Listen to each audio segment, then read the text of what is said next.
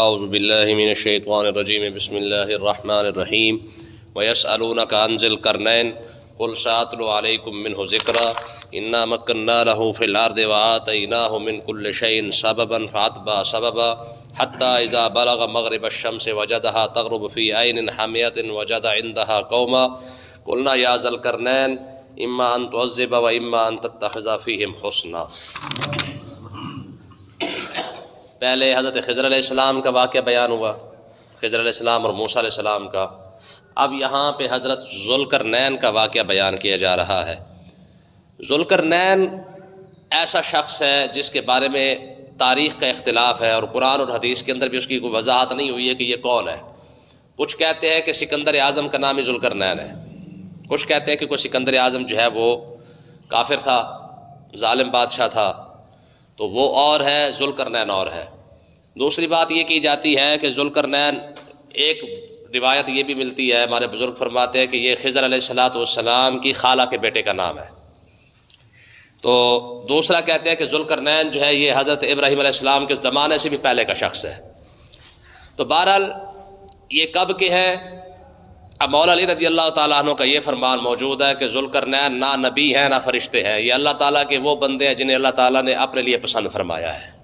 نبی تو نہیں ہے، ہاں، لیکن یہ اللہ سے محبت کرتے ہیں اور اللہ تعالیٰ ان سے محبت کرتا ہے۔ ٹھیک ہے، تو دونوں روایتیں ملتی ہیں کہ ایک روایت تو یہ ہے کہ یہ ابراہیم علیہ السلام کے زمانے سے بھی پہلے کے ہیں، دوسری روایت یہ ہے کہ یہ خضر علیہ السلام کے خالہ کے بیٹے ہیں۔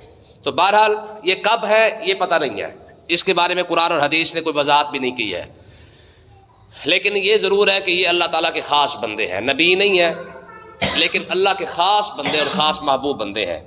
اللہ تعالیٰ نے ارشاد فرمایا کہ اس مسئلہ کیا بنا کہ یہ کفار مکہ گئے یہودیوں کے پاس اور انہیں جا کے کہا کہ بھائی ہمیں کوئی ایسی بات بتاؤ، ایسی کوئی چیز بتاؤ جو ہم ان کے سامنے رکھیں اور ہمیں پتہ چل سکے کہ واقعی وہ اللہ کے سچے نبی ہیں کہ نہیں ہیں۔ تو یہودیوں نے کفار مکہ کو یہ دو سوال سمجھائے۔ ایک تو سوال انہوں نے یہ کیا کہ آپ ان سے جا کے غار والوں کے بارے میں پوچھیں، وہ کون تھے، ان کا معاملہ کیا ہے، کتنے تھے، وغیرہ وغیرہ۔ تو دوسرا ان سے جا کر نبی سے جا کر ذوالقرنین کے بارے میں پوچھے کہ وہ کون شخص ہے اور اس کا واقعہ کیا ہے۔ تو اللہ تعالیٰ نے پہلے اصحاب کہف کا واقعہ بیان کر دیا، کیونکہ کفار مکہ نے پوچھا تھا کہ وہ غار والے کون تھے، ان کا ماجرا کیا ہے، وغیرہ وغیرہ۔ اور پھر اس کے بعد انہوں نے ذوالقرنین کے بارے میں پوچھا تھا۔ اب اللہ تعالیٰ نے پہلے اصحاب کہف کا واقعہ بیان کیا، پھر موسیٰ اور خضر علیہ السلام کا واقعہ بیان فرمایا، پھر اس کے بعد اب حضرت ذوالقرنین کے بارے میں ان کی شان کے اندر ان کے واقعے کو بیان کیا جا رہا ہے۔ اللہ تعالیٰ نے ارشاد فرمایا وَيَسْأَلُونَكَ عَنْ ذِي الْقَرْنَيْنِ، اے محبوب یہ آپ سے حضرت سیدنا ذوالقرنین کے بارے میں پوچھتے ہیں، سوال پوچھتے ہیں، تو قل آپ انہیں یہ فرما دیں سَأَتْلُو عَلَيْكُم مِّنْهُ ذِكْرًا، میں ذوالقرنین کے بارے میں اپنی طرف سے کچھ نہیں بیان کروں گا، ہاں جو قرآن کے اندر اللہ نے بیان کیا ہے میں وہ تمہیں پڑھ کر سنا دوں گا۔ سبحان اللہ۔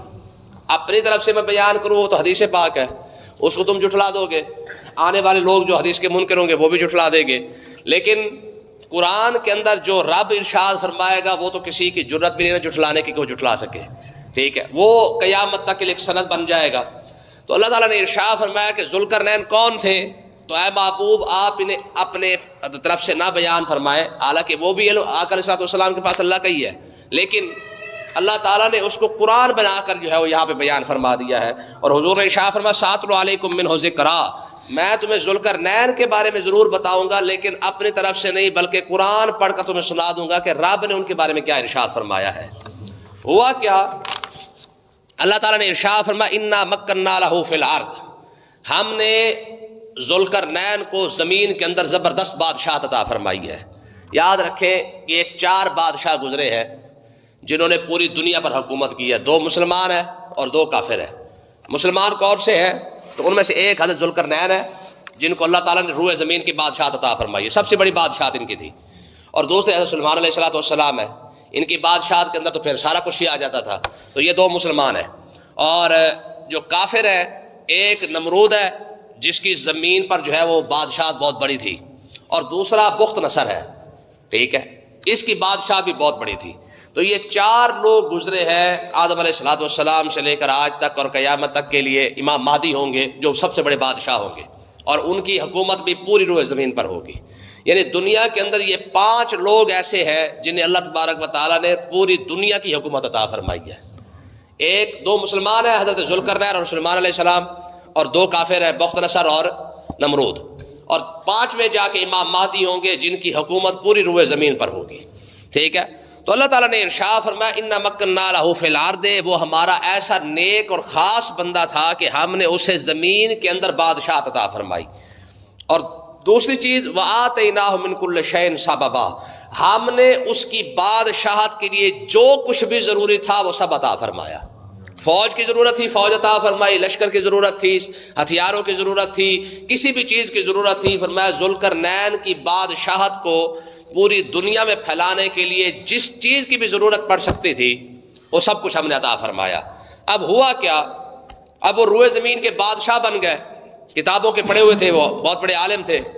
تو انہوں نے کتابوں کے اندر ایک بات پڑھی کہ نوح علیہ السلام کے جو بیٹے نا سام، ان کی اولاد میں سے ایک شخص ایسا ہوگا جو آب حیات پیے گا اور قیامت تک جیے گا. ٹھیک ہے، یہ بات انہوں نے کتابوں کے اندر پڑھی.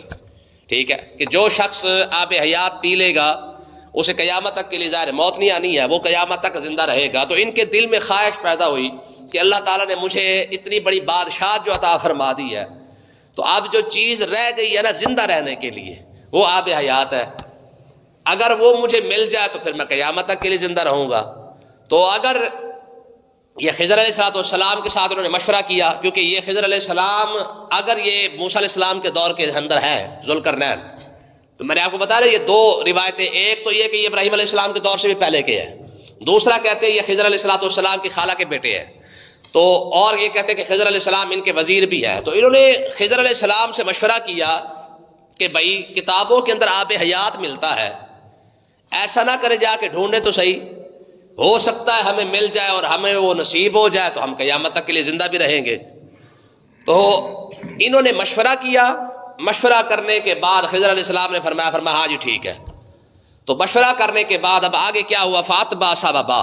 ٹھیک ہے، تو اللہ تبارک و تعالیٰ نے ان کی رہنمائی فرمائی کہ وہ نا مغرب کی طرف پہلے سفر انہوں نے شروع کر دیا آب حیات کو ڈھونڈنے کے لیے. اب پہلا سفر انہوں نے جہاں سورہ غروب ہوتا ہے اس طرف انہوں نے سفر شروع کیا آب حیات کو ڈھونڈتے ڈھونڈتے، حتیٰ اذا بلغ مغرب الشمس، فرمایا یہ پہلے بندہ تھا جو سورج کے ڈوبنے کی جگہ تک پہنچ گیا. سبحان اللہ. لیکن یہ بھی یاد رکھے یہ سورج کے ڈوبنے کی جگہ تک نہیں پہنچے تھے. یہاں تو قرآن یہ بیان فرما رہا ہے کہ وہ وہاں تک پہنچ گئے تھے. اصل مسئلہ یہ ہوا راستے میں کیا بنا، جب یہ خضر علیہ السلام اور ذوالقرنین دونوں چل پڑے نا، تو آگے مغرب کی طرف کیونکہ جا رہے تھے تو جاتے ہوئے راستے کے اندر خضر علیہ السلام کو حضرت ذوالقرنین نے فرمایا خضر بات یہ ہے کہ ہم دونوں اکٹھے نہ چلے، تھوڑا سا آگے جا کے تو ایک اور راستہ اختیار کر، میں دوسرے راستے پہ چلتا ہوں. اگر تمہیں مل جائے تو مجھے بتا دینا، مجھے ملے گا تو تمہیں بتا دوں گا، کیونکہ مقصد تو آب حیات کو ڈھونڈنا ہے. تو ایک قسمت کی بات، مقدر کی بات یہ تھی کہ جس راستے پر خضر علیہ السلام چلے نا اسی راستے میں آب حیات تھا.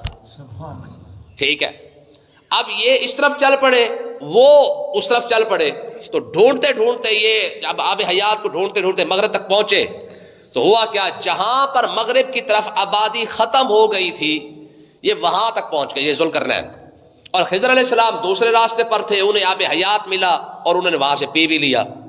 جب پی لیا تو اللہ تبارک و تعالیٰ نے ان کو ظاہر ہے وہ زندگی عطا فرمائی ہے جو آج تک چل رہی ہے اور قیامت تک انہوں نے چلنا ہے. ٹھیک ہے، لیکن ہوا کیا، یہ جب پہنچے نا مغرب کے اندر یعنی جہاں سورہ غروب ہو رہا تھا تو اللہ تعالیٰ نے کیا ارشاد فرمایا وجدہا تغرب فی عین حامیۃ. فرمایا کہ آبادی کیونکہ ختم ہو گئی تھی، یہ آبادی سے بھی آگے نکل گئے تھے. تو ہوا کیا، انہوں نے دیکھا کہ تغرب فی عین حامیۃ، کہ سورج جو ہے نا وہ سیاہ کیچڑ کے اندر ڈوب رہا ہے. تو علماء فرماتے ہیں وہ کیچڑ کے اندر نہیں ڈوب رہا تھا، یہ ایسے ہی ہے جیسے کوئی بندہ دریا کے اندر ہو یا سمندر کے اندر ہو رہا، سمندر میں سفر کر رہا ہو تو ایسے لگتا ہے جیسے سورج جو ہے سمندر کے اندر ڈوب رہا ہے، حالانکہ سورج پتہ نہیں کہاں ڈوبتا ہے یہ کوئی پتہ نہیں ہے. لیکن انہوں نے خیال یہ کیا کہ ایسے لگتا ہے جیسے سیاہ کیچڑ ہے اسی کے اندر جو ہے سورج ڈوب رہا ہے، اور وہاں تک یہ سفر کر کے پہنچ گئے. اور ووجد عندہا قوما، آخری قوم جو ذوالقرنین نے دیکھی نا ان کا حال بڑا عجیب تھا. ایک تو وہ کافر تھے، ٹھیک ہے، مسلمان نہیں تھے. تو اللہ تبارک و تعالیٰ نے ارشاد فرمایا کیونکہ ہم نے آپ کو روئے زمین کی سلطنت بادشاہت عطا فرمائی ہے، تو قلنا یا ذوالقرنین، ہم نے فرمایا ذوالقرنین، یہ اللہ تعالیٰ نے اس دور کے جو نبی تھے نا ان سے ارشاد فرمایا، کیونکہ خضر اپنا ذوالقرنین نبی نہیں ہے، رب ان سے ڈائریکٹ خطاب نہیں فرماتا، لیکن اس دور کے جو نبی تھے اللہ تعالیٰ نے انہیں ارشاد فرمایا میں کہ ذوالقرنین سے یہ کہہ دو اما ان تعذبا و اما ان تتخذ فیہم حسنا، میں چاہے تو ان کافروں کو سزا دے، یہ بھی ٹھیک ہے، وَإِمَّا أَن تَتَّخِذَ فِيهِمْ حُسْنًا، اگر ان کے ساتھ تھوڑی سی نرمی اختیار کر کے ان کے ساتھ ان کو احسان فرما دے، یہ بھی ان کے لیے جائز ہے، کیونکہ کافر ہے، کلمہ پڑھا نہیں ہے، فلہذا اگر چاہے تو انہیں سزا دے تب بھی ٹھیک ہے، چاہے تو ان کو بھلائی کے ساتھ ان کو چھوڑ دے، یہ بھی ٹھیک ہے، ٹھیک ہے۔ تو دونوں چیزیں ہم نے ذوالقرنین کو عطا فرما دی ہیں۔ تو وہ نبی چلے اور انہوں نے آ کے ذوالقرنین کو بتایا کہ جناب اللہ تعالیٰ نے آپ کو یہ حکم دیا ہے کہ ان کو اس قوم کے ساتھ جیسے چاہے آپ سلوک کر لیں، اگر آپ چاہیں تو آپ انہیں چھوڑ بھی سکتے ہیں، چاہے تو کفر کی وجہ سے ایمان لانے کے بعد دعوت دینے کے بعد اگر یہ آپ کی دعوت کو قبول نہیں کرتے تو پھر آپ ان کے ساتھ سختی بھی کر سکتے ہیں، سزا بھی دے سکتے ہیں۔ تو ہوا کیا، قالا حضرت ذوالقرنین فرمانے لگے اما من ظلم فسوف نعذبہ، فرمایا جو ظلم کرے گا ان قریب ہم اسے سزا تو ضرور دیں گے، ٹھیک ہے، ہاں جو ظلم کرے گا اس کو اس کی سزا ہم نے ضرور دینی ہے۔ مطلب کیا ہے کہ ذوالقرنین نے اس نبی کو عرض کی کہ حضور بات یہ ہے کہ اللہ تعالیٰ نے آپ کو حکم دے دیا ہے، اختیار دونوں ہمارے پاس ہے، فلہٰذا ہم پہلے ایمان کی کیا کریں گے، دعوت دیں گے۔ اصول بھی یہی ہے کہ مسلمان کے لیے آج تک یہ اصول چلا آ رہا ہے کہ مسلمان جہاں بھی جائے پہلے کیا کرے، اسلام کی دعوت دے، اگر وہ قبول نہیں کرتے ہیں پھر اس کے بعد کیا کرے، دوسری شرط یہ ہے کہ پھر انہوں نے کہا ٹھیک ہے آپ جو ہے وہ دعوت قبول نہیں کرنا چاہتے، اسلام میں نہیں آنا چاہتے، مسلمان نہیں بننا چاہتے تو آپ ٹیکس دے دیں، ٹھیک ہے، ہمارے ساتھ رہنا چاہتے ہیں پھر ہمارے انڈر ہمارے نیچے رہنا پڑے گا، ہمارے ماتحت آپ کو رہنا پڑے گا، تو پھر آپ ٹیکس دے کر ہمارے ساتھ رہ سکتے ہیں۔ اگر کوئی شخص یہ دونوں دعوتیں قبول نہیں کرتا تو پھر اس کا تیسرا حل کیا ہے، پھر اسے کو شابش پھر میدان لگ پتہ جائے گا، کیونکہ پھر تڑی والی بات آ جاتی ہے نا کہ تو کلمہ بھی نہیں پڑھتا، ٹھیک ہے۔ اچھا یہاں پہ ایک لبرل لوگ جو سوال کرتے ہیں کہ ہر بندے کی اپنی مرضی ہے، جس کا دل کرے کلمہ پڑھے نہ پڑھے یہ تو زبردستی ہو گئی۔ بھئی کلمہ پڑھنا ہر بندے کا اپنا حق ہے، اگر کسی یہ تو زبردستی کلمہ پڑھانے والی بات ہوگی نا، بھی آپ جناب اعلیٰ فوج لے کے آ کے شابش بھی کلمہ پڑھو، نہیں پڑھتے پھر کیا جی، پھر ٹیکس دو، وہ بھی نہیں دیتے تو پھر جنگ کرو، یہ تو زبردستی جنگ ہو گئی۔ ہمارے بزرگ اس کا جواب یہ دیتے ہیں، وہ فرماتے ہیں کہ اصل بات یہ ہے کہ یہ زبردستی نہیں ہے، بھائی زمین اللہ کی، رزق اللہ کا، ہر شے جب ہے اسی کی زمین پہ رہ کے اسی کا رزق کھا کے اگر کوئی اسے نہیں مان رہا، ٹھیک ہے، یہ تو سراسر بدتمیزی ہے، ٹھیک ہے۔ تو ایسے بندے کا علاج پھر یہی ہے کہ یا تو بھئی جس کا رزق کھا رہا ہے اسی کو مان بھی تو صحیح نا، یہ تو اصول ہے، ٹھیک ہے۔ ہمارا نوکر ہم سے تنخواہ لے اور ہماری بات ہی نہ مانے تو آ جا کے پھر پولے ہی پڑھنے ہیں، یا تو پھر کیا کرے، اپنی کوئی زمین بنائے، اپنا آسمان بنائے، اپنا سارا کچھ بنا لے، ٹھیک ہے۔ اور یہ ممکن نہیں ہے، قرآن مجید کہتا ہے کہ جہاں بھی جاؤ گے فانفذوا لا تنفذون الا بسلطان، فرمایا جدھر مرضی جاؤ، یا معاشر الجن والانس، میں جدھر مرضی تم جانا چاہتے ہو چلے جاؤ، لیکن ہوگا کیا، فانفذوا لا تنفذون الا بسلطان، جہاں بھی جاؤ گے بادشاہی تو اللہ کی ہی ہوگی نا۔ تو اس لیے نا یہ اصول ہے، یہ کوئی زبردستی نہیں ہے، یہ ہر اس بندے کے لیے جواب ہے جو بندہ کہتا ہے جی اسلام کے اندر زبردستی نہیں ہے، زبردستی آپ کسی کو کلمہ نہیں پڑھا سکتے، بابا یہ کلمہ پڑھانے کا یہ اصول ہے، اسے کہا بھائی رب کا رزق کھا رہا ہے تو اس کو مان، نہیں تو پھر جو مان رہے ہیں پھر ان کے نیچے رہ، ماتحت رہ کے کام ٹھیک ہے، اپنی زندگی گزار، آخر میں جا کے لطر کھاتا رہے گا۔ یہ تو قیامت والے دن لوگ بھی پھر کہہ رہے کہ پروردگار زندگی ساڑھی ایسی گزاری جی مرضی گزاری، تینوں نہیں منیا تو نہیں منیا، نہیں کہہ سکتے نا، پھر قیامت والے دن بھی تو یہ جواب ہو سکتا ہے نا کہ مالک زندگی ہماری تھی، تو اس کا مطلب یہ کہ تیری ہے ہی نہیں، یہ جو وہ نکلی ہوتی نا وہ لنڈے کی آنٹیاں، ٹھیک ہے، وہ کہتی ہے میرا جسم میری مرضی، تیرا جسم ہوتا تو بوڑھی بھی نہ ہو، تیرا جسم ہے تو بیمار بھی نہ ہو، تیرا جسم ہے تو پھر اپنی مرضی سے جی کے دکھا، پھر تجھے مرنا بھی نہیں چاہیے، پھر سانس بھی اپنی مرضی کا ہونا چاہیے۔ شیخ سعدی رحمۃ اللہ علیہ نا آپ نے بڑی بات لکھی ہے، آپ فرماتے ہر سانس پر 2 شکر واجب ہے، کتنے ہیں؟ 2 شکر ہر سانس پر واجب ہے۔ ان سے پوچھا گیا حضور سانس ایک ہے تو شکر بھی ایک ہونا چاہیے، دو کہاں سے آ گئے؟ میں نیچے گیا باہر نہ نکلا تب بھی موت، باہر نکل آیا اندر نہیں گیا پھر بھی موت، میں دونوں صورتوں کے اندر بندے نے مرنا ہی ہے نا، تو فلہذا جب ایک سانس لیا ہے تو دو شکر بھی اس پر واجب ہو گئے، باہر نکل آیا اندر چلا گیا پھر بھی شکر ہے، اور اندر چلا گیا باہر نکلا پھر بھی شکر ہے، ٹھیک ہے؟ تو مقصد یہی ہے کہ اللہ تعالیٰ نے ارشاد فرمایا کہ محبوب آپ ان سے فرمائے، ٹھیک ہے جی، آپ ذوالقرنین کو کہہ دے کہ بھائی سیدھی سی بات ہے، یا رب کو مانو یا پھر کیا کرو سیدھے ہو جاؤ، ٹھیک ہے؟ تو حضرت ذوالقرنین نے بھی یہی بات ارشاد فرمایا اما من ظالم، جو شخص بھی ظلم کرے گا رب کو نہیں مانے گا فسوف نعذبہ، پھر ہم تو اس کے لیے تلوار سیدھی کر دیں گے، ٹھیک ہے؟ اسلام بھی یہی کہتا ہے، قیامت تک کے لیے اصول یہی ہے، پہلے کلمہ پڑھے، نہیں پڑھتا ٹیکس دے، نہیں دیتا پھر میدان لگا کے دیکھ لے، آپ پتہ لگ جائے گا، ٹھیک ہے؟ ہاں فرمایا فسوف نعذبہ، ہم اسے سزا ضرور دیں گے جو شخص بھی کلمہ نہیں پڑھے گا۔ اور دوسری بات ثم یرد الی ربہ، فرمایا صرف بات یہاں ختم نہیں ہوگی، پھر جب اپنے رب کی طرف وہ لوٹ کے جائے گا، یہ لوٹایا جائے گا، فیعذبہ عذابا نکرا، رب جو عذاب دے گا وہ اس سے زیادہ سخت دے گا۔ ساری زندگی اسی کا کھایا، اسے مانا کیوں نہیں بھائی؟ ساری زندگی اسی کا رزق لے کر اسی کی مانی کیوں نہیں ہے؟ اسی بات کی تو پوچھ کچھ ہے، اور کس بات کی پوچھ کچھ ہوتی ہے؟